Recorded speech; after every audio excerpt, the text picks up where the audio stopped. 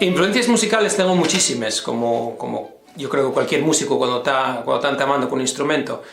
Escuché muchas bandas de gaitas al principio, cuando estaba solo con la gaita, tanto asturianes como escoceses, como bretones. Después de la gaita pues ya me pasé un poco más a la flauta y ahí fue cuando descubrí a Jean-Michel Villon y Mike McGoldrick o Marcos Llope.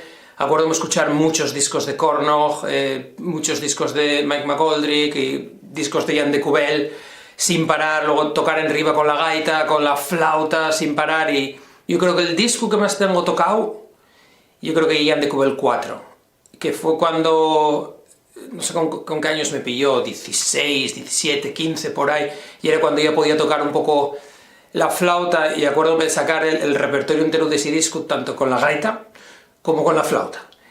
Y la verdad que son muchos recuerdos en el salón de casa de mi madre.